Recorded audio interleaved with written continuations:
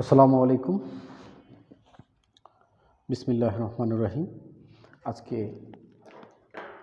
আমাদের topic potential due to a continuous charge distribution.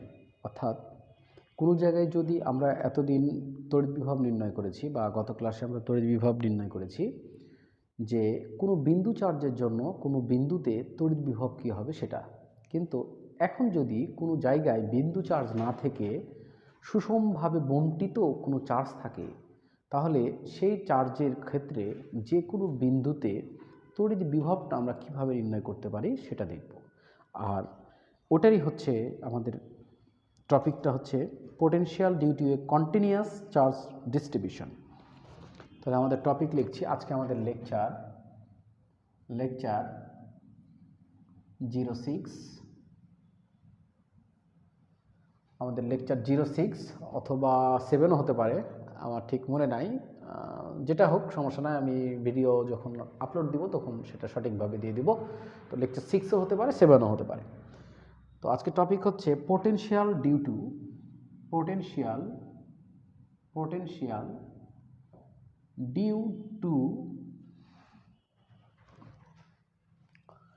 Due to a continuous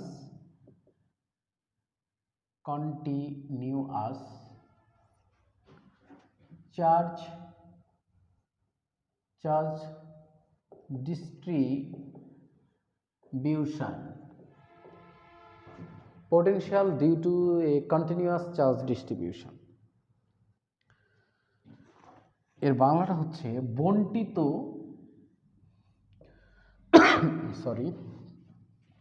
বণ্টিত চার্জের ক্ষেত্রে তড়িৎ বিভব নির্ণয়। তো বণ্টিত চার্জের ক্ষেত্রে কিভাবে তড়িৎ বিভব নির্ণয় করব? কোনো জায়গায় যদি চার্জ বণ্টিত থাকে, তো আমরা ছোট্ট একটা অংশ নিয়ে কাজ করব ওই চার্জের, আর ওই ছোট্ট একটা অংশকেই ধরে নেব আমরা কি চার্জ? বিন্দু চার্জ। দিয়ে ওই ছোট্ট অংশকে বিন্দু চার্জ বিবেচনা করে যে বিন্দুতে আমার তড়িৎ বিভব নির্ণয় করার প্রয়োজন, ওই বিন্দুতে আমি তড়িৎ বিভবটা নির্ণয় করব।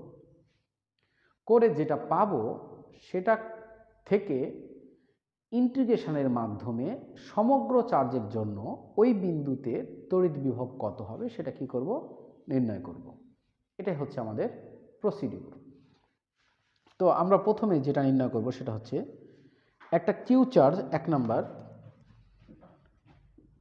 একটি কিউ চার্জ একটি রিংয়ের পরিধির উপর, একটি কিউ চার্জ একটি রিংয়ের পরিধির উপর সুষমভাবে বণ্টিত হলে এর কেন্দ্রে বিভব, ঠিক আছে? তাহলে ঘটনাটা কেমন? এইটা হচ্ছে একটা রিং, এটা হচ্ছে একটা রিং। এই রিংয়ের কেন্দ্রে বিভব কত? যেখানে কিউ চার্জটা এই রিংয়ের ওপর ছড়িয়ে আছে কিন্তু সুষমভাবে, এইভাবে মনে করো সুষমভাবে ছড়িয়ে আছে। ওকে,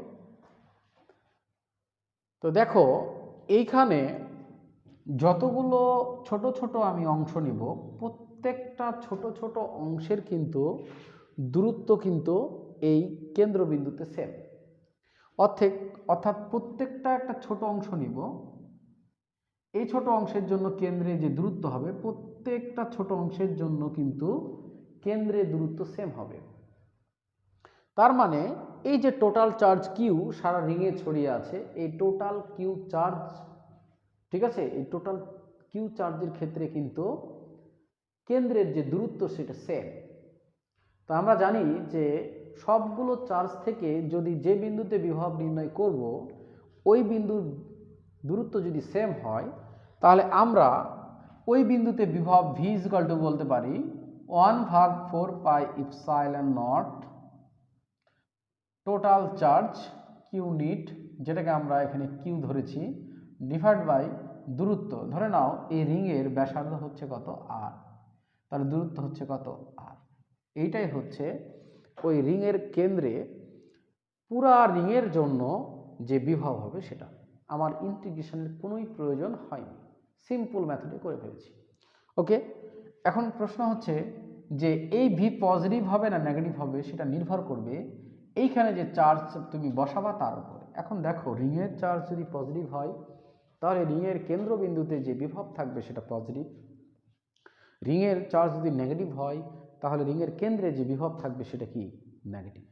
ওকে, এখন এই প্রশ্নই এখন খালি একটু এক্সটেন্ড করে দিল কি, যে একটা কিউ চার্জ একটি রিংয়ের পরিধির ওপর সুষমভাবে বণ্টিত হলে এর কেন্দ্রে বিভব আমরা প্রথম কেসে করলাম, এখন দ্বিতীয় নম্বর কেসে এরকম বলতে পারে যে রিংয়ের কেন্দ্র হতে অক্ষের উপর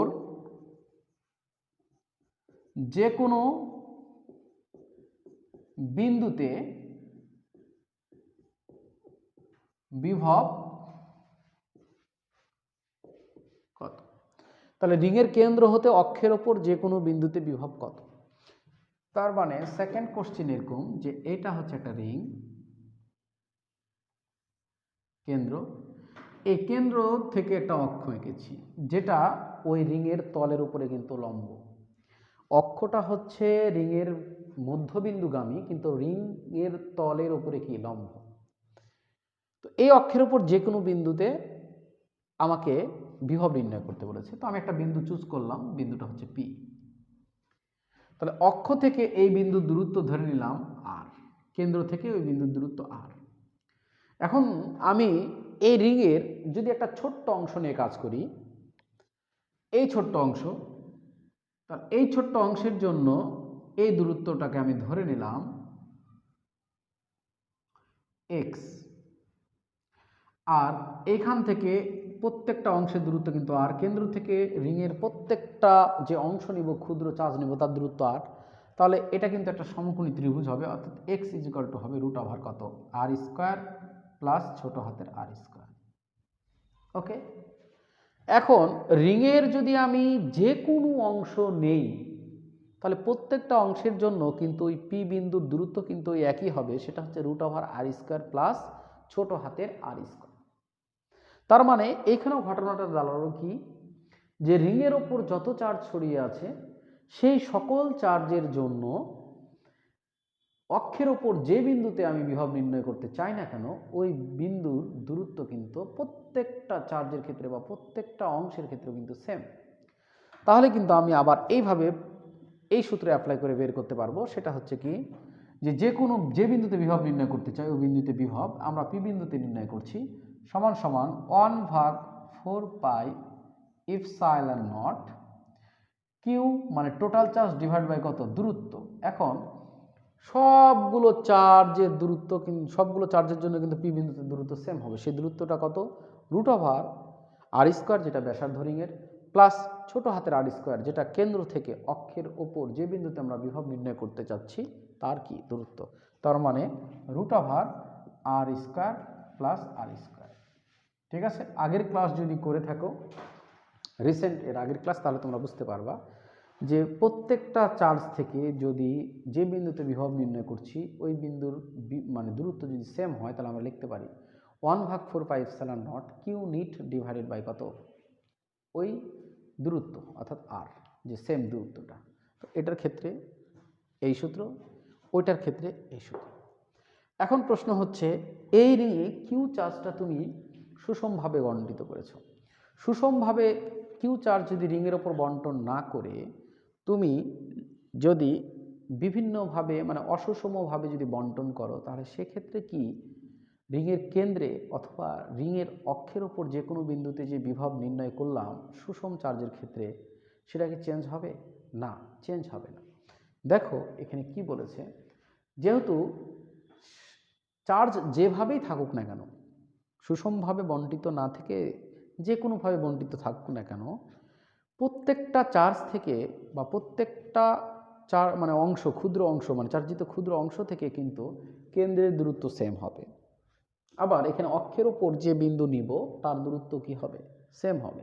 সেক্ষেত্রে সূত্র কিন্তু একই অ্যাপ্লাই হবে, সেটা হচ্ছে 1/4πε0 কিউ, মানে টোটাল চার্জ ডিভাইড বাই দূরত্ব, কারণ প্রত্যেকটা চার্জ থেকে দূরত্ব সেম হবে। আর উপরে বসবে চার্জের মোট যোগফল। এখন চার্জের মোট যোগফলটা আমার দরকার, চার্জ কিভাবে ছড়িয়ে আছে এটা আমার দরকার না, যেভাবে ছড়িয়ে থাকুক মোট জিনিস কিন্তু কি হবে? সেম হবে। ক্লিয়ার? ওকে, তাহলে এটা আমরা দেখলাম। এখন আমরা যদি এর গ্রাফ দেখি তাহলে কীরকম দেখব? দেখো, একটা রিংয়ের কেন্দ্রে বিভব এইটা, আর অক্ষের ওপর যে কোনো বিন্দুতে বিভব এইটা। তো দেখো এখানে কিউ ফিক্সড, 1/4πε0 কিন্তু ফিক্সড। তাহলে ভি কার ওপর নির্ভর করছে? ভি নির্ভর করছে যে চার্জ থেকে যে বিন্দুতে আমি বিভব নির্ণয় করব তার দূরত্ব। তাহলে খেয়াল করো তো, এইখানে দূরত্ব কম, কেন্দ্রের ক্ষেত্রে দূরত্ব কম, কিন্তু অক্ষের ওপরে যখন যাব তখন দূরত্ব কি বেশি হবে? তাহলে কেন্দ্রের দূরত্ব যেহেতু সবচেয়ে কম, সেহেতু বিভব কেন্দ্রে কি বেশি। আর যখনই আমি কেন্দ্র থেকে অক্ষের ওপর যে কোনো বিন্দুতে চলে যাব তখন যেহেতু দূরত্ব বেশি, সেক্ষেত্রে বিভব কি হবে? বেশি হবে। তাহলে একটা রিংয়ের কেন্দ্রে বিভব কি বেশি? কেন্দ্র থেকে অক্ষের ওপরে সামনের দিকে যায় আর পিছনের দিকেই যায়, বিভব কি হবে? কমে যাবে। ঠিক আছে, তাহলে গ্রাফটা আমরা এভাবে দিতে পারি, এই গ্রাফ এইভাবে দিলাম, দিয়ে এইভাবে দিতে পারি আমি, এরকম। ঠিক আছে, এরকম। এটা হচ্ছে আর ইজিক্যাল টু 0। আর ইজিক্যাল টু 0 বলতে বোঝায় যে কেন্দ্রে, কেন্দ্রে দেখো এখানে আর ইজিক্যাল টু তুমি যদি 0 বসাও তাহলে কিউ ভাগ আর আসবে, যেটা এটার মতো হয়ে যাবে, তার মানে কি কেন্দ্রে। তো আর ইজিক্যাল টু যখন 0 তখন বিভব সর্বোচ্চ, আর এর মান পজিটিভ দিকে, মানে অক্ষ তো নিচেও হতে পারে উপরে হতে পারে, তুমি যদি উপরের দিকে উঠো তাহলে কি কমতে থাকবে, আবার যদি কেন্দ্র থেকে তুমি যদি নিচের রিংয়ের মানে তলের নিচের দিকে যাও তাহলে সেক্ষেত্রেও কিন্তু কি হতে থাকবে? বিভব কমতে থাকবে। এইটা হচ্ছে গ্রাফ। ওকে, এখন আমরা দ্বিতীয় সেগমেন্টে চলে যাব।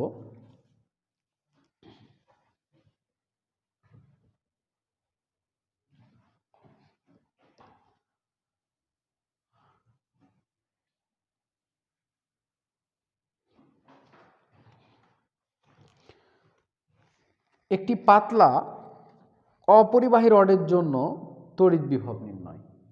তাহলে মনে করো এরকম একটা রড,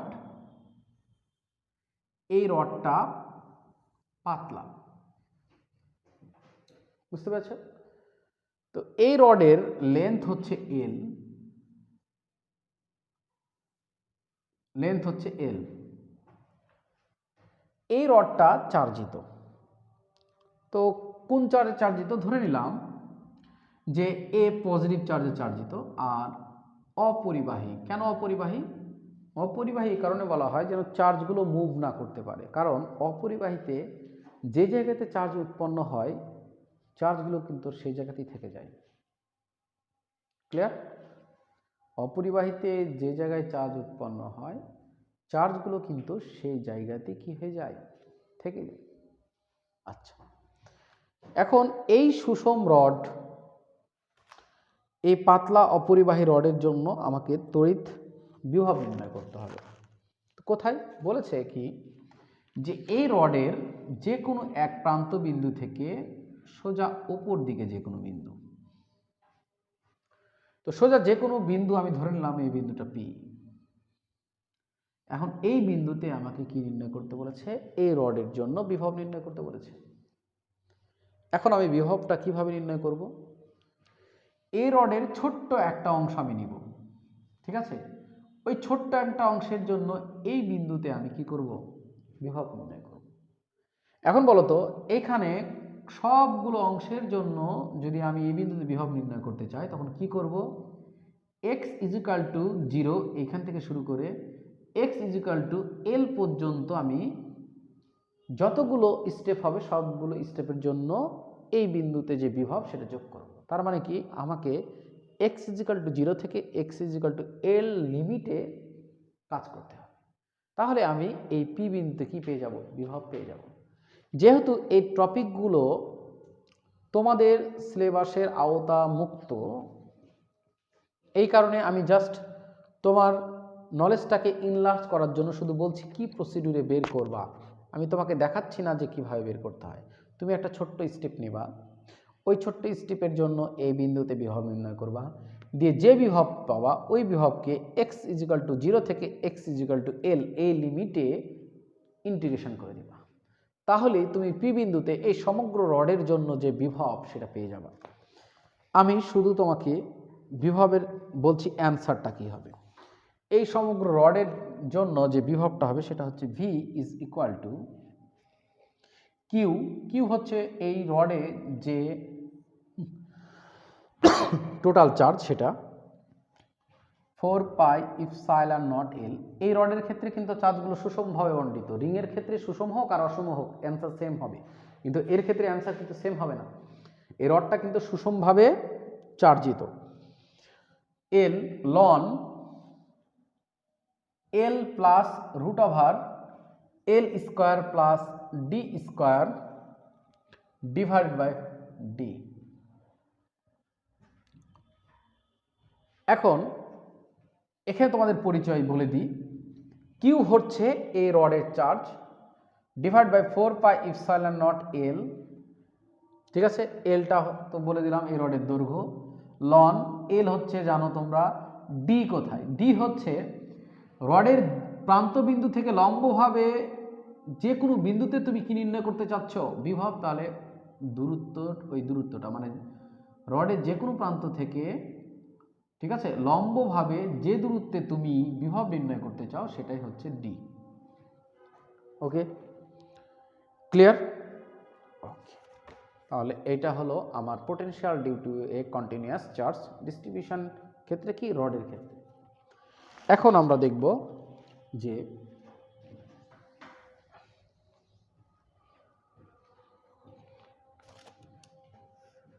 একটা পাতলা অপরিবাহী রডের ক্ষেত্রে আমরা দেখলাম। এখন আমরা দেখব সুষমভাবে বণ্টিত চার্জের ডিস্কের ক্ষেত্রে বিভব।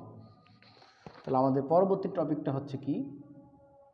সুষমভাবে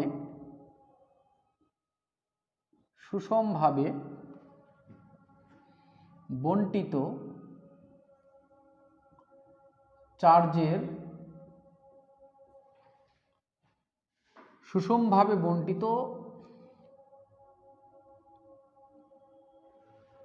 চার্জের ডিস্কের ক্ষেত্রে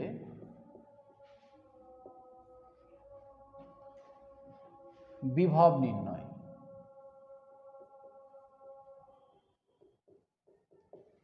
ঠিক আছে, মনে করো একটা ডিস্ক সুষমভাবে চার্জিত, তার মানে তার প্রত্যেক জায়গাতে চার্জটা কি সমভাবে আছে। এখন ওর ক্ষেত্রে তোমাকে বিভব নির্ণয় করতে হবে। এখন বিভবটা কোথায় নির্ণয় করতে হবে? বিভবটা ওই ডিস্কের অক্ষ বরাবর যে কোনো বিন্দু। তাহলে এটা হচ্ছে ডিস্ক, এর পুরা সারফেসে কি আছে? চার্জ আছে। এর জন্য এর অক্ষ বরাবর যে কোনো বিন্দুতে, তাহলে এই বিন্দু থেকে আমি অক্ষ, এই বিন্দু থেকে অক্ষ কিন্তু এভাবে আছে, এই যে আমার মার্কার দেখছো এভাবে অক্ষ আছে, কিন্তু এভাবে তো আঁকা সম্ভব না, ওই কারণে আমি এইভাবে আঁকলাম। ঠিক আছে, তো এই অক্ষের ওপর যে কোনো বিন্দুতে তুমি কি নির্ণয় করবা? এই অক্ষটা কিন্তু এইভাবে ছিল, আমি ফেলে দিয়েছি, কারণ বোর্ডে আমি 2D পর্যন্ত আঁকতে পারবো, 3D আঁকতে পারবো না। তাহলে এই বিন্দু থেকে যে বিন্দুতে বিভব নির্ণয় করতে হবে, ধরে নিলাম এটা পি বিন্দু। ঠিক আছে, আর কেন্দ্র থেকে অক্ষের ওপর ওই বিন্দুর দূরত্বটা আমি ধরে নিলাম জেড। ঠিক আছে, এখন ওই বিন্দুতে আমি কিভাবে বিভব নির্ণয় করব সেটা দেখো। আমি এখানে এই ডিস্কের ওপরে ছোট্ট একটা রিং বিবেচনা করব। এই রিংয়ের জন্য আমি ওই বিন্দুতে বিভব নির্ণয় করতে পারবো না? পারবো না, অবশ্যই পারবো, কারণ প্রথমেই আমি আলোচনা করেছি যে রিংয়ের ক্ষেত্রে বিভব কিভাবে নির্ণয় করতে হয়। তাহলে এই ছোট্ট একটা রিংয়ের জন্য আমি এই পি বিন্দুতে বিভব নির্ণয় করব। করার পর এইখানে এই ডিস্কে যতগুলো রিং হতে পারে সবগুলো রিংয়ের জন্য আমি বিভব বের করব ওই বিন্দুতে দিয়ে সবগুলো কি করে দেব, যোগ করে দেব। কিন্তু আমরা ওইভাবে করতে গেলে তো আমাদের অনেক সময় লাগবে, দেখা গেল জীবন শেষ হয়ে যাবে, তো অঙ্ক নাও শেষ হতে পারে। তাহলে আমরা কি করব, আমরা ইন্টিগ্রেশনের সাহায্য নিব। কিভাবে, এই ছোট্ট একটা রিংয়ের জন্য আমরা এই বিন্দুতে বিভব নির্ণয় করব, করে এইখান থেকে এই পর্যন্ত যতগুলো রিং থাকবে তার লিমিট হচ্ছে, এটার ব্যাসার্ধ যদি আর হয় তাহলে আর ইজিক্যাল টু, এখানে এই মানে আমি যদি লিমিট দিই তাহলে এখানে হচ্ছে তোমার এর ব্যাসার্ধ যদি আর হয় তাহলে লিমিট হবে আর ইজিক্যাল টু 0 থেকে আর ইজিক্যাল টু কত, আর পর্যন্ত লিমিট। কারণ আর ইজিক্যাল টু 0 থেকে আর ইজিক্যাল টু আর পর্যন্ত যতগুলো রিং হবে সবারই জন্য পি বিন্দুতে আমি কি নির্ণয় করব, বিভব। তার মানে ইন্টিগ্রেশন করে দেব, ঠিক আছে। ওকে, এইরকমভাবে যদি করি তাহলে পি বিন্দুতে যে বিভব আসবে সেই বিভবটা হচ্ছে V is equal to sigma divide by 2 epsilon naught into root over r square plus x square minus x.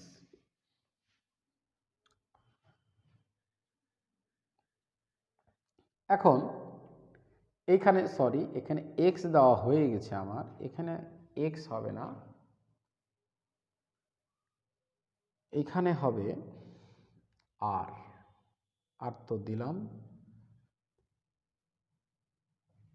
X হবে না, এটা জেড হবে,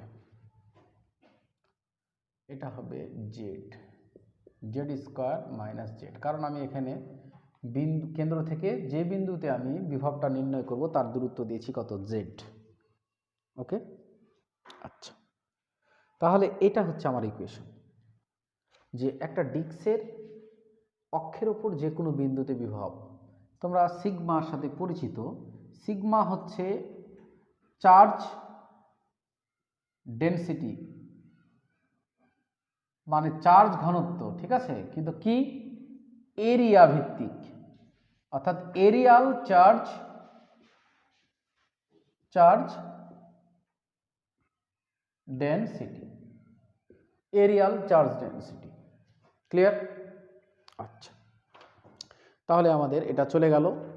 আর সিগমা হচ্ছে চার্জ ডেনসিটি বা এরিয়াল চার্জ ডেনসিটি, অর্থাৎ এই ডিস্কের প্রতি একক ক্ষেত্রফলে কতটুকু চার্জ আছে সেটা হচ্ছে এই সিগমা। এখন ওই ডিস্কের যদি ক্ষেত্রফল জানো, এই সিগমার সাথে গুণ করে দিবা, তাহলে ওই ডিস্কে কতটুকু চার্জ আছে সেটা তুমি কি করতে পারবা, জানতে পারবা। ওকে, আমাদের যে কন্টিনিউয়াস চার্জ ডিস্ট্রিবিউশনের ক্ষেত্রে বিভব নির্ণয়ের যে কনসেপ্টটা ছিল সেটা আমি জানিয়ে দিলাম। এতটুকু জানলেই আমাদের ব্রেনটা ফ্রেশ থাকবে এই বিষয়ে। এখন আমরা নতুন টপিকে চলে যাব। আমাদের পরবর্তী টপিকটা হচ্ছে সমবিভব তল বা ইকুইপোটেনশিয়াল সারফেস।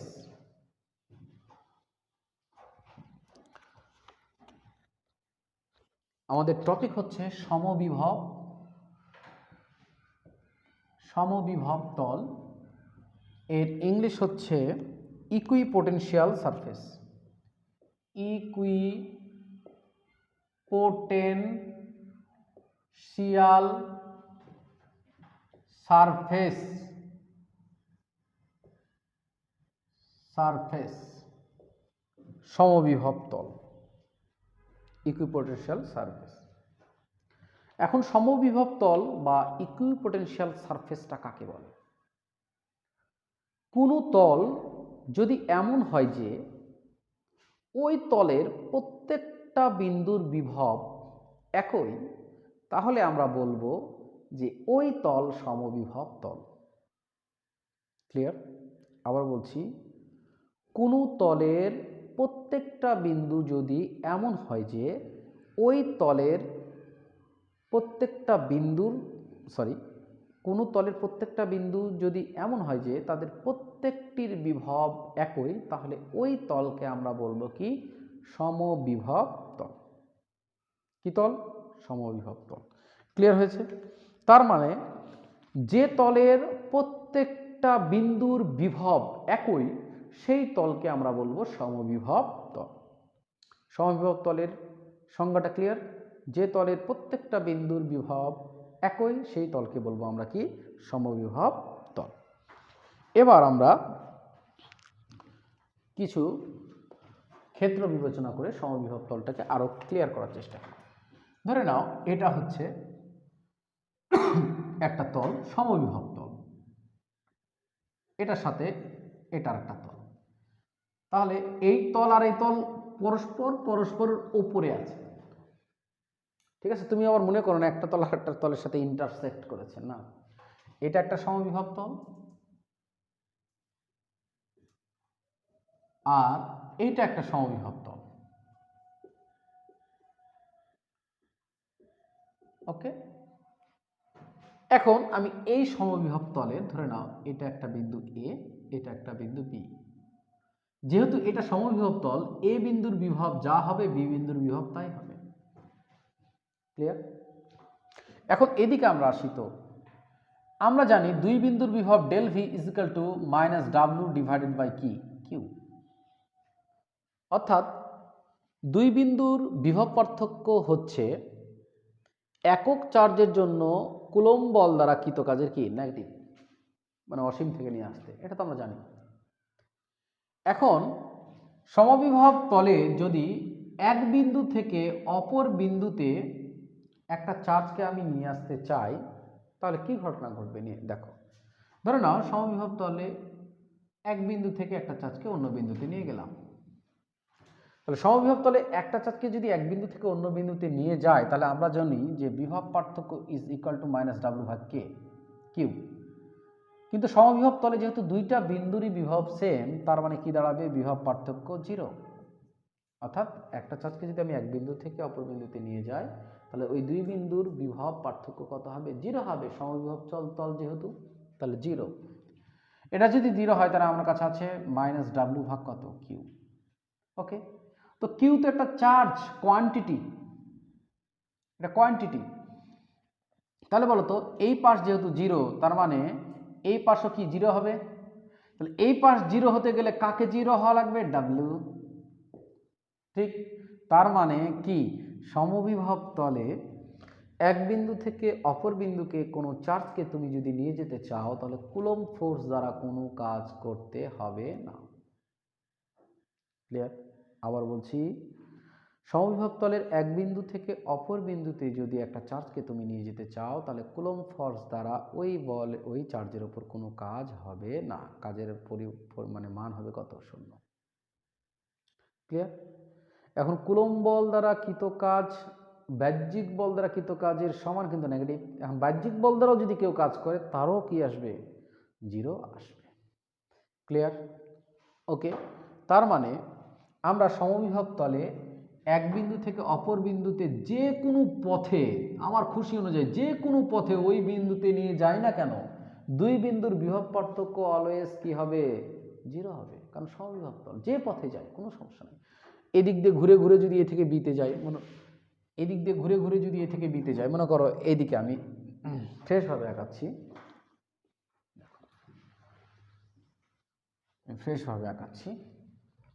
মনে করো এটা হচ্ছে সমবিভব তল, এটা হচ্ছে এ বিন্দু, এটা হচ্ছে বি বিন্দু। এখন এ থেকে বি বিন্দুতে এই পথে যায়, এই পথে যায়, আর এই পথেই যায়, আমার বিভব পার্থক্য অলওয়েজ কত আসবে, জিরো আসবে। তার মানে কুলম্ব ফোর্স দ্বারা কৃত কাজ কত আসবে, জিরো আসবে। তার মানে আমি যে পথ দিয়ে যাই না কেন, কৃত কাজ কত আসবে, জিরো আসবে। কোথায়, সমবিভব তলে। তাহলে এখান থেকে আমরা শিখলাম কি, যে সমবিভব তলে চার্জকে যদি তুমি এক বিন্দু থেকে অপর বিন্দুতে নিয়ে যেতে চাও, তাহলে কোনো কাজ করতে হবে না। অর্থাৎ কুলম্ব বল দ্বারা কোনো কাজ হবে না, বা কুলম্ব বল দ্বারা কৃত কাজের পরিমাণ কত হবে, শূন্য হবে। ওকে,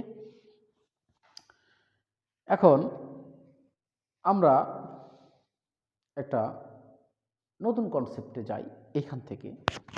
যেহেতু সমবিভব তলে এক বিন্দু থেকে যদি অপর বিন্দুতে একটা চার্জকে নিয়ে যাও, সেখানে কুলম্ব বল কর্তৃক কৃত কাজ শূন্য হবে। তার মানে এর অর্থ হচ্ছে সমবিভব তলে কুলম্ব বল দ্বারা কৃত কাজ কি, শূন্য। এর অর্থ সমবিভব তলে কুলম্ব বল নাই। কুলম্ব বল নাই, কুলম্ব বল যদি থাকতো তাহলে কুলম্ব বল দ্বারা কাজ হতো। যেহেতু সমবিভব তলে কুলম্ব বল দ্বারা কৃত কাজ শূন্য, সুতরাং সমবিভব তলে কিন্তু কুলম্ব বল নাই, অর্থাৎ সমবিভব তল বরাবর কুলম্ব বলের কোনো উপাংশই নাই। এখন সমবিভব তল বরাবর কুলম্ব বলের যদি কোনো উপাংশ নাই থাকে, ঠিক আছে, তার অর্থ হচ্ছে কুলম্ব বল সমবিভব তলের উপর সবসময় লম্ব, কারণ সমবিভব তল বরাবর কুলম্ব বলের কোনো উপাংশই নাই। তার মানে কি, কুলম্ব বল সমবিভব তলের উপর সবসময় কি লম্ব। লম্ব হওয়ার কারণে কুলম্ব বলের সমবিভব তল বরাবর কোনো কি নাই, উপাংশ নাই। এখন কুলম্ব বল যদি সমবিভব তলের উপর লম্ব হয়, তাহলে আমরা জানি যে কুলম্ব বলের ডিরেকশন যে বরাবরের কথা বলেছি, কুলম্ব বল যেদিকে সেদিকে না, কুলম্ব বল যে বরাবর কাজ করে, তড়িৎ প্রাবল্য বা তড়িৎ বলরেখাগুলো কিন্তু কি সেদিকেই কাজ করে, মানে সে বরাবর কাজ করে, একই দিক হতে হবে এরকম কোনো নাই, একই বরাবর কাজ করে। তাহলে সমবিভব তলের উপর কুলম্ব বল যদি লম্ব হয়, তাহলে তড়িৎ প্রাবল্য বা তড়িৎ ক্ষেত্রেও সমবিভব তলের উপর কি হবে, লম্ব হবে। কি ক্লিয়ার, মাথার মধ্যে ঢুকেছে? আবারও বলছি আমি যে সমবিভব তলে এক বিন্দু থেকে অপর বিন্দুতে একটা চার্জকে যদি নিয়ে যেতে চায় বা নিয়ে যাওয়া হয়, তাহলে কুলম্ব বল দ্বারা কোনো কাজ হবে না। আমরা সেটা দেখলাম, কারণ দুই বিন্দুর পটেনশিয়াল ডিফারেন্স 0, কুলম্ব বল দ্বারা কোনো কাজ হবে না। এখন কুলম্ব বল দ্বারা যদি কাজ না হয়, তার অর্থ হচ্ছে সমবিভব তলে কোনো কুলম্ব বলই নাই, কারণ কুলম্ব বল থাকলে তো কাজ হতো, কুলম্ব বল নাই। সমবিভব তলে বরাবর কোনো কুলম্ব বল নাই, এর অর্থ হচ্ছে কুলম্ব বল সমবিভব তলের উপর লম্ব। এখন কুলম্ব বল যদি সমবিভব তলের উপরে লম্ব হয়, তাহলে তড়িৎ ক্ষেত্র বা তড়িৎ বলরেখাও কিন্তু সমবিভব তলের উপরে কি লম্ব। বোঝা গেছে এতটুকু? ওকে, এতটুকু আমি যতটুকু ধারণা করছি এতটুকু ক্লিয়ার। তাহলে আমাদের যে মূল কথা সেটা কি হলো, যে সমবিভব তলের প্রত্যেকটি বিন্দুতে কুলম্ব বল অথবা তড়িৎ ক্ষেত্র অথবা তড়িৎ বলরেখা লম্ব, ঠিক আছে। সমবিভব তলের প্রত্যেকটা বিন্দুতে কুলম্ব বল, তড়িৎ বলরেখা অথবা তড়িৎ প্রাবল্য ওই বিন্দুতে ওই তলের উপরে কি লম্ব। ক্লিয়ার? এখন আমরা একটু আলাদা কনসেপ্টে যাই, সেটা হচ্ছে যে সমবিভব তলে, মানে আমার ম্যাথামেটিক্যাল অ্যাপ্রোচ কম আছে আজকে, কারণ সমবিভব তল কিন্তু অনেক কিছু বোঝার আছে, ঠিক আছে, সেটা তোমরা বুঝে নাও। সমবিভব তল যেটা, সেই সমবিভব তলে তল বরাবর যেহেতু কুলম্ব বল শূন্য, অর্থাৎ কৃতকাজ শূন্য কুলম্ব বল দ্বারা, তো আমরা জানি যে আবার তোমার তড়িৎ যে ক্ষেত্রের দিক সেটাও সমবিভব তলে কি লম্ব বরাবর। তো আমরা জানি যে কোনো তড়িৎ ক্ষেত্রে যদি কোনো চার্জ আমি রাখি, তাহলে সেই চার্জ তড়িৎ ক্ষেত্রের দিক বরাবর গতিশীল হবে। যদি পজিটিভ চার্জ হয় তাহলে তড়িৎ ক্ষেত্র যেদিকে সেদিকে গতিশীল হবে, আর যদি নেগেটিভ চার্জ হয় তাহলে তড়িৎ ক্ষেত্রের দিক যেদিকে তার বিপরীত দিকে গতিশীল হবে। এখন সমবিভব তল বরাবর কোনো কুলম্ব বলই নাই, কোনো তড়িৎ ক্ষেত্রও নাই, তাহলে সমবিভব তলে যদি কোনো চার্জ তুমি রাখো, তাহলে সে চার্জ কখনোই কি হবে না, গতিশীল হবে না। তার মানে সমবিভব তলে যে চার্জগুলো থাকবে সেগুলো কিন্তু কি থাকবে, স্থির থাকবে, তারা চলাচল করবে না। ওকে, ক্লিয়ার? তাহলে সমবিভব তলে কিন্তু চার্জগুলো কি থাকবে, স্থির থাকবে। এটা মাথার মধ্যে রাখতে হবে কিন্তু, যে সমবিভব তলে চার্জগুলো কি থাকবে, স্থির থাকবে, চার্জগুলো গতিশীল হবে না, কারণ ওখানে তো কুলম্ব ফোর্সই নাই, তাহলে কীভাবে গতিশীল হবে? হ্যাঁ, তুমি বাহ্যিক বল প্রয়োগ করে কোনো সিস্টেমে করতে পারো, কিন্তু সেক্ষেত্রে তুমি স্থানান্তরিত করবা, কিন্তু যে জায়গা থেকে নিয়ে যাবা ওই জায়গা তো ওর বেগ স্থির, আবার যখন রাখবা তখনও বেগ স্থির, যতক্ষণ তুমি টানা হেঁচড়া করবা ততক্ষণই শুধু সে গতিশীল থাকবে, ছেড়ে দিবা ওই জায়গাতেই স্টপ হয়ে যাবে। ক্লিয়ার? তার মানে ইনিশিয়াল এবং ফাইনাল গতিশক্তির কত 0, তার মানে গতিশক্তির পরিবর্তন কত 0, তার মানে কৃত কাজ কত 0। ঠিক আছে, কাজ শক্তি উপপাদ্য অনুযায়ী। যাই হোক, ওগুলো ডিপ কনসেপ্টে আমরা না যাই, এটাই অনেক ডিপ কনসেপ্ট। তাহলে কি হলো, কি দাঁড়ালো, যে সমবিভব তলে চার্জগুলো কি থাকে, স্থির থাকে। কেন স্থির থাকে, কারণ সেখানে কুলম্ব ফোর্স কাজ করে না। তাহলে সমবিভব তলে চার্জের যেহেতু স্থানান্তরিত হয় না, আমরা কম বেশি এটা 9, 10-এ জেনে এসেছি যে চার্জের প্রবাহটাই হচ্ছে কি বিদ্যুৎ প্রবাহ। তার মানে সমবিভব তলে কোনো তড়িৎ প্রবাহিত হয় না, কারণ সমবিভব তলে কোনো চার্জ তো গতিশীল হয় না, কারণ কুলম্ব ফোর্স নাই। তাহলে সমবিভব তলে কি নাই, কোনো বিদ্যুতের প্রবাহ নাই। ওকে, এতটুকু পর্যন্ত ক্লিয়ার। সমবিভব তলে কোনো বিদ্যুতের প্রবাহ নাই। তাহলে আমি এটা বলতে পারি যে যে তলে বিদ্যুৎ প্রবাহিত হয় না সেই তলকে, মানে চার্জিত তল, বাট সেখানে কোনো বিদ্যুৎ প্রবাহ হচ্ছে না, তাহলে বুঝবো ওই তলটা কি তল, সমবিভব তল। ক্লিয়ার? আচ্ছা, এখন আমাদের আরও যে বিষয় থাকলো সেটা হচ্ছে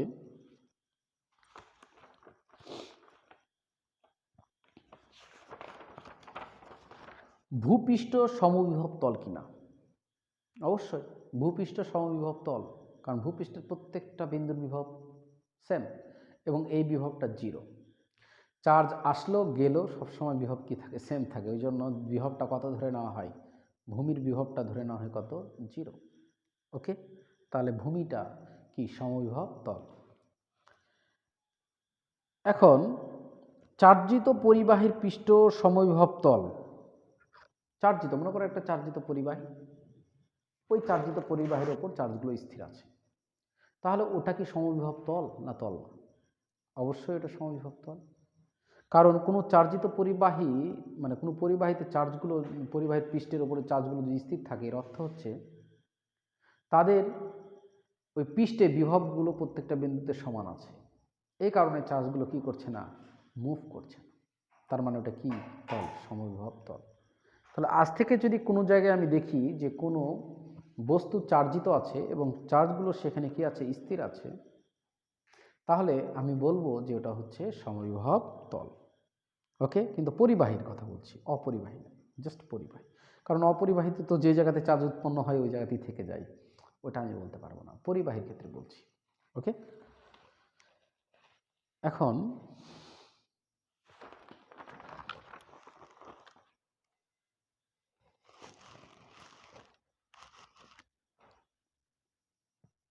মনে করো সমবিভব তল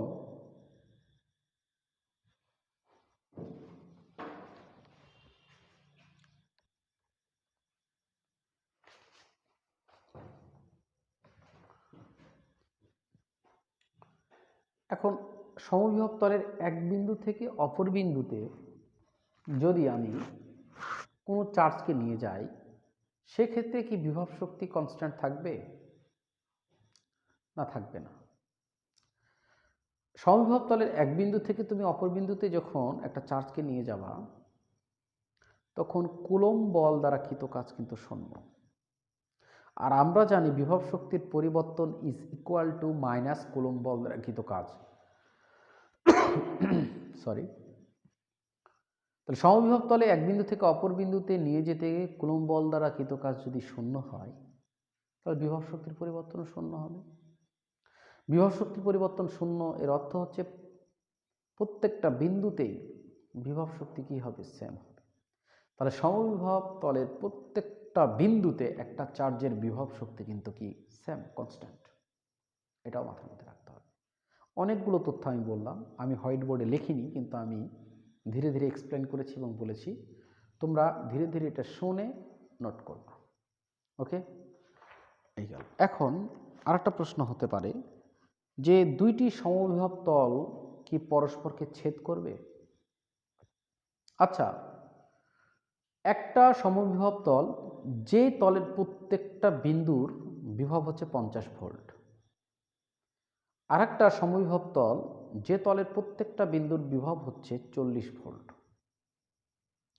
তাহলে ওই দুইটা সমবিভব তল যদি পরস্পরকে ছেদ করে, তাহলে যেটা ছেদ বিন্দু ওটা কমন, তাহলে ওই বিন্দুর বিভব এখন কত হবে, 50 ভোল্ট না 40 ভোল্ট? আমরা তো জানি একটা বিন্দুর বিভব সেম একটাই হয়। তাহলে এইখানে একটা বিন্দুর যদি ছেদই করে তাহলে একটা বিন্দুর কয়টা বিভব হয়ে যাবে, দুইটা, একটা হচ্ছে 50 ভোল্ট, একটা হচ্ছে 40 ভোল্ট, যেটা অসম্ভব এবং অসংলগ্ন, অগ্রাহ্য, যেটা কাল্পনিক। ক্লিয়ার? এবং এটা ধরা যাবে না, যেটা ইম্পসিবল, এটা হবে না কোনোদিন। তাহলে দুইটা সমবিভব তল পরস্পরকে কি করতে পারে না, ছেদ করতে পারে না। এখন এইখানে আমরা কিছু বিষয় জেনে নিই, যেটা আমি প্রথমে আঁকিয়েছিলাম। দেখো, যে দুটি বিন্দুর বিভব পার্থক্য কিন্তু ওই দুইটা বিন্দুর অবস্থানের উপর নির্ভর করে। দুইটা বিন্দুর বিভব মানে একটা বস্তু এক বিন্দু থেকে মানে একটা মানে চার্জ ইনিশিয়াল পজিশন থেকে ফাইনাল পজিশনে যাবে, তো ওর বিভব পার্থক্য কার উপর নির্ভর করবে, শুধুমাত্র ওই দুইটা ইনিশিয়াল এবং ফাইনাল বিন্দুর ওপর, কোন পথে গেল তার উপরে না। ক্লিয়ার? দেখো, এটা হচ্ছে একটা সমবিভব তল, এটা হচ্ছে আর একটা সমবিভব তল, এটা হচ্ছে একটা বিন্দু এ, এটা হচ্ছে একটা বিন্দু বি, এটা হচ্ছে একটা বিন্দু সি। এটা সমবিভব তল, এর প্রত্যেকটা বিন্দুর ভোল্টেজ হচ্ছে 10 ভোল্ট। আর এটা একটা সমবিভব তল, এর প্রত্যেকটা বিন্দুর ভোল্টেজ হচ্ছে 30 ভোল্ট। ঠিক আছে? এখন তুমি এ বিন্দু থেকে এই সি বিন্দুতে যদি আসো, তাহলে বিভব পার্থক্যের যে পরিবর্তন সেটা হবে কত, 30 - 10। আবার তুমি যদি বি থেকে সি বিন্দুতে আসো, তাহলে কিন্তু তোমার বিভব পার্থক্য হবে কত, 20 ভোল্ট। দেখো, এও এসেছে এ থেকে সি বিন্দুতে, ও এসেছে বি থেকে সি বিন্দুতে, কিন্তু দুইজন দুই পথে এসেছে, কিন্তু তাদের বিভব পার্থক্য কি, সেম। তার মানে একটা চার্জ যখন এক বিন্দু থেকে অপর বিন্দুতে যাবে, তখন তার বিভব পার্থক্য পথের উপরে নির্ভর করবে না, just final point and initial পয়েন্টের উপর নির্ভর করবে। ঠিক আছে? ওকে। এখন আমরা মানে তোমার সমবিভব তলগুলো কোথায় কোথায় হতে পারে সেটা একটু দেখার চেষ্টা করি।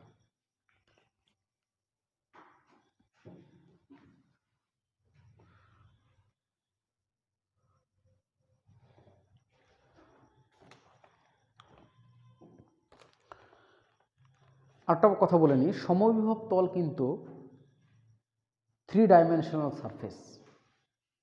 কিভাবে? একটা চার্জ যদি এখানে রাখি, তাহলে তার চারপাশে কিন্তু তড়িৎ ক্ষেত্রের সৃষ্টি হবে। চারপাশে যদি তড়িৎ ক্ষেত্র সৃষ্টি হয়, তাহলে চারপাশে কিন্তু বিভিন্ন বিন্দুতে তড়িৎ বিভব থাকবে। চারপাশে যদি বিভিন্ন বিন্দুতে তড়িৎ বিভব থাকে, তাহলে চারপাশ জুড়েই কিন্তু একটা সমবিভব তল কি হবে, তৈরি। তার মানে যে তলটা সমবিভব তলটা হচ্ছে সেটা চারপাশ দিয়ে, তার মানে এটা কি, 2 ডাইমেনশনাল বা 3 ডাইমেনশনাল? অবশ্যই কি, 3 ডাইমেনশনাল। এখন ধরে নাও যে মনে করো এটা হচ্ছে একটা বিন্দু চার্জ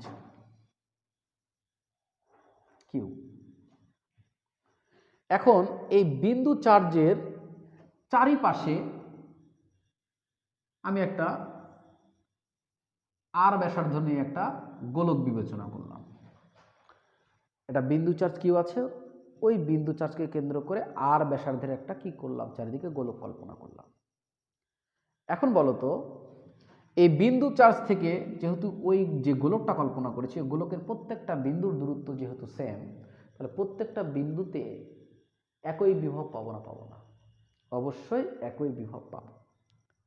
তার মানে কি দাঁড়ালো, যে একটা বিন্দু চার্জকে কেন্দ্র করে আমি যে কোনো ব্যাসার্ধ নিয়ে যদি একটা গোলক কল্পনা করি, তাহলে ওই গোলকের ওপর যে প্রত্যেকটা বিন্দু থাকবে, ওই প্রত্যেকটা বিন্দুতে কিন্তু বিভব কি হবে, সেম হবে।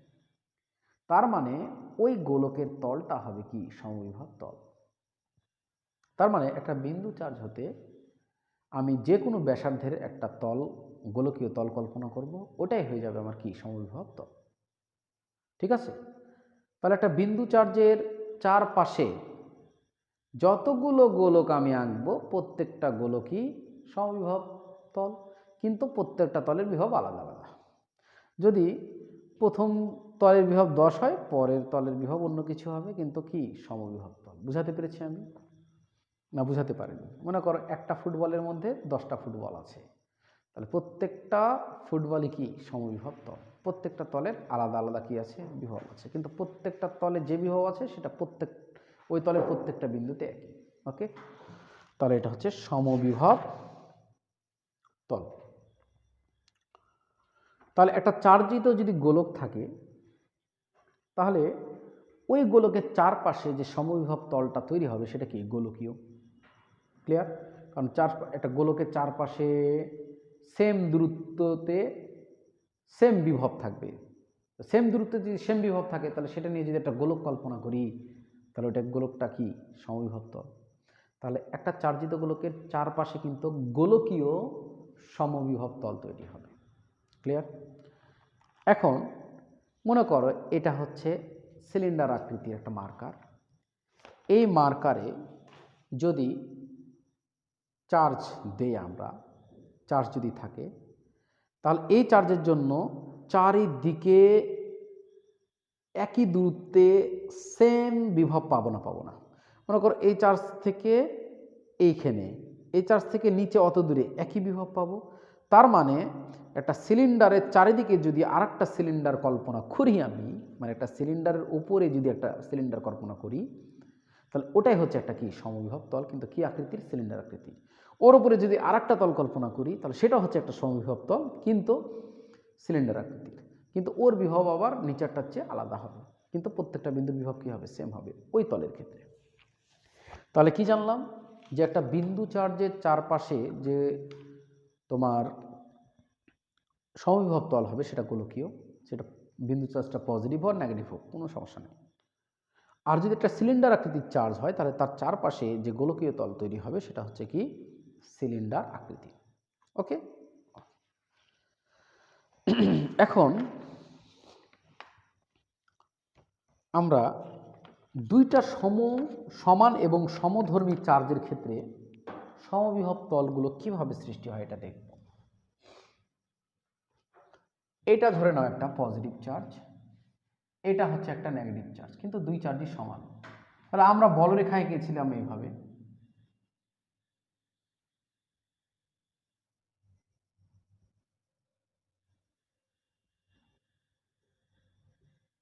ঠিক?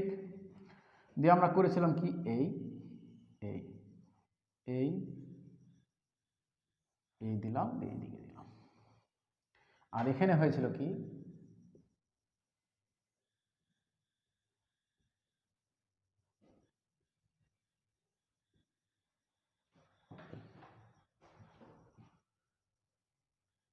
ঠিক আছে। এখন এটা পজিটিভ চার্জ, এটা নেগেটিভ চার্জ, এরকম বলরেখা হবে।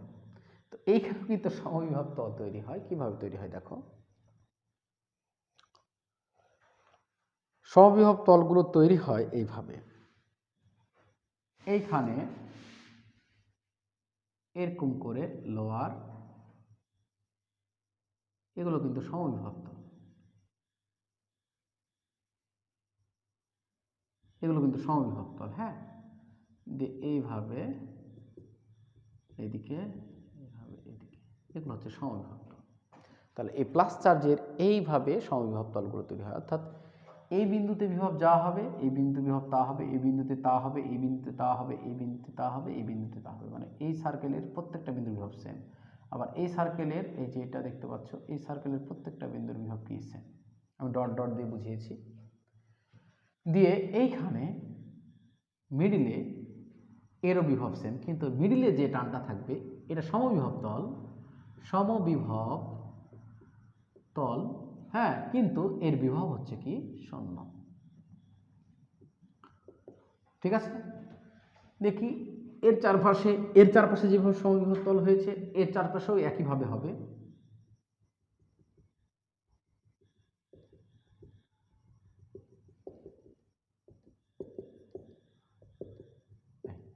ঠিক আছে, এগুলো হচ্ছে যেগুলো ডট ডট রেখা দেখছো, এগুলো হচ্ছে সমবিভব তল। তো এর ক্ষেত্রে সমবিভব তলগুলো কেন আঁকলাম, কারণ দুইটা সমধর্মী চার্জ যদি সমান এবং সমধর্মী চার্জ যদি পাশাপাশি থাকে তাহলে সে ডাইপোল গঠন করে। এটা আমরা টপিক এখনো পড়িনি, পড়বো। ওই কারণে এটা একটু জানিয়ে রাখলাম যে দুইটা সমধর্মী চার্জ যদি পাশাপাশি থাকে তাহলে তাদের মধ্যে সমবিভব তলগুলো কীভাবে তৈরি হয়। ওকে।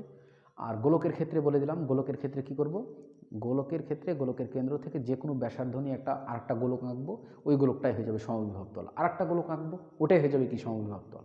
ঠিক আছে। সিলিন্ডারের ক্ষেত্রে সিলিন্ডারের চারপাশে একটা নির্দিষ্ট ব্যাসার্ধ ধরে একটা সিলিন্ডার কল্পনা করব, ওটা হয়ে যাবে সমবিভব তল। আর একটা সিলিন্ডার কল্পনা করব, ওটা হয়ে যাবে কি সমবিভব তল। ক্লিয়ার? ওকে। তো মোটামুটি সমবিভব তলের যে কনসেপ্টগুলো ছিল সেগুলো বলে দিয়েছি। এখন শুধু খালি একটা বাকি আছে, সেটা হচ্ছে যে সুষম তড়িৎ ক্ষেত্রে সমবিভব তলগুলো কেমন হবে। আচ্ছা, আমরা জানি সুষম তড়িৎ ক্ষেত্রে মানে এইটা, সুষম তড়িৎ ক্ষেত্র মানে এটা। সুষম তড়িৎ ক্ষেত্রের অর্থ হচ্ছে যে প্রত্যেকটা বিন্দুতে তড়িৎ ক্ষেত্রের মান সেম এবং ডিরেকশন কি একই দিকে। তো এটা হচ্ছে সুষম তড়িৎ ক্ষেত্র। এখন এই সুষম তড়িৎ ক্ষেত্রে যে সমবিভব তলগুলো হবে সেই তলগুলো কেমন হবে। তো ধরে নাও এটা সুষম তড়িৎ ক্ষেত্র, এটা একটা সমবিভব তল। তাহলে বলতো এই তলের সাথে মনে করো এটা হচ্ছে সুষম তড়িৎ ক্ষেত্র, ডিরেকশন এদিকে। ওকে। সুষম তড়িৎ ক্ষেত্রের এদিকে আমি মিশিয়ে দিই, তাহলে তোমরা বুঝতে পারবে। এটা মিশিয়ে দিই, দেখো সুষম তড়িৎ ক্ষেত্র এটা।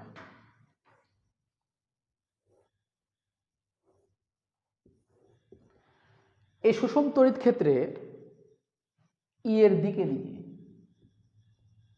তাহলে সুষম তড়িৎ ক্ষেত্রের সমবিভব তলগুলো কেমন হবে। আমরা জানি যে সমবিভব তলের সাথে তড়িৎ ক্ষেত্র কত ডিগ্রি অ্যাঙ্গেলে থাকে, 90 ডিগ্রি। তাহলে এইখানে যদি একটা তল হয় তাহলে এই তলটা, এটা দেখো এটা একটা সমবিভব তল, এটা কি সমবিভব তল। তাহলে সমবিভব তল এটা, আর এর সাথে দেখো ই 90 ডিগ্রি অ্যাঙ্গেলে আছে।